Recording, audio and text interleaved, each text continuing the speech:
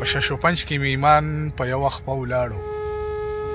لکه وایز د میکدې په دروازه ولاړو. سلامونه ملګرو، ستړي مه شئ. طارق تاثیر را سره ولاړ دی.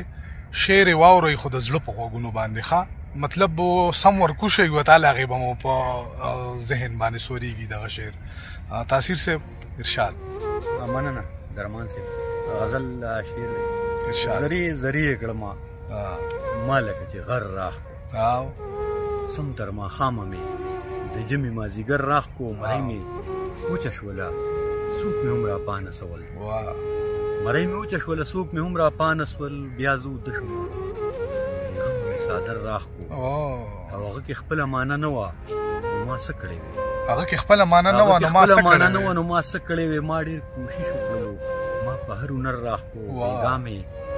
ټوله شپه کنځلې دی یقین دې وشه بېګا مې ټوله شپه کنځلې دی یقین دې وشه ټوله شپه کنځلې دی یقین دې وشه او د مینې یار مې ډېر رقیبه ستا په سر راخ کو او هغه د ځانو درمان صاحب توجه هغه د ځانو د انا د کوره نه راوتو ما هم اواز ورنه کړو ما هم پسې ور راخ کو او مرۍ مې وچه شوله څوک مې هم را پانه سول بیا زه اوده شومه بېغمه مې څادر راخ کو مرۍ مې وچه شوله څوک مې هم را پانه وسل بیا زه اوده شومه بېغمه مې څادر راخ کو. تاثیره ناس نه یم اگر چې الوتې نه شومه تاثیر ناس نه یم اگر چې الوتې نه شومه لرې لرې مې په ځان پسې وزر راخ کو. یو شانتي وي هغه ووایه راته درمان صاحب. ډېر ښه غزل دی دا واورئ خلک. د درد و غم ساز و سامان تقریبا یو شانتي وي د درد و غم ساز و سامان تقریبا یو شانتي وي او هر چاته مینه کې تاوان تقریبا یو شانتي وي او دا به رکیب رکیب ته ګورې چې رکیب څنګه دی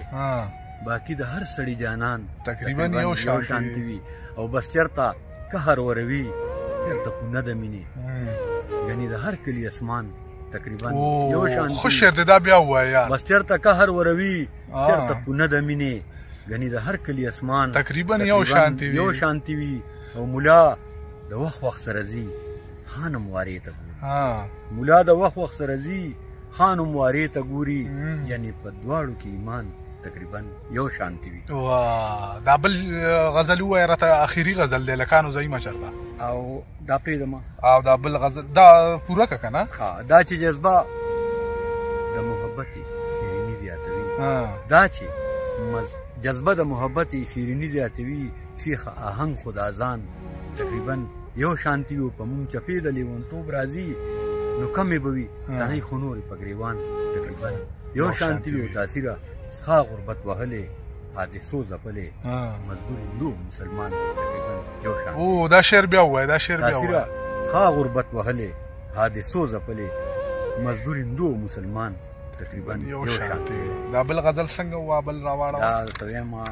درمان صاحب ډېر مشهور شوی دی او وشور او غلغ و بلم مسله ده یار او چپ کېناستلم مسله ده یار رقص د اندېښنو په ساز او ستړی زړه اوس خو ګډېدلم مسله ده یار او هر وخت هر ځای کې نوې نوې خدای هر ځای ټیټېدلم مسله ده یار او کوزه پښتونخوا هم په اور ګډه ده اور ته ورختلم مسله ده یار او دلته پېښور هم زما ناوري هلته کې کابل هم مسله ده یار او ته هم ډېر نازک شوې د ملا په شان ستا رضا ساتلم مسله ده یار او سترګې پټولم فنکاري غواړي سترګې پټولم فنکاري غواړي او سترګې غړولم مسله ده یار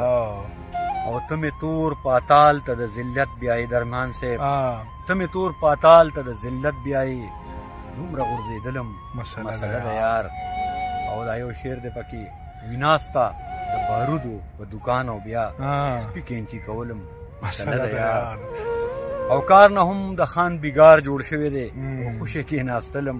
مسله ده یار کار نه هم د خان بیګار جوړ شوی دی او خوشې کېناستلم مسله ده یار او اخري شعر دی درمان صاحب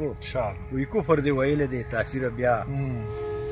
کفر دی ویلی دی تاثیره بیا او ستا خو د هغه ظلم مسله ده یار. ډېر ښه ډېر ښه ډېر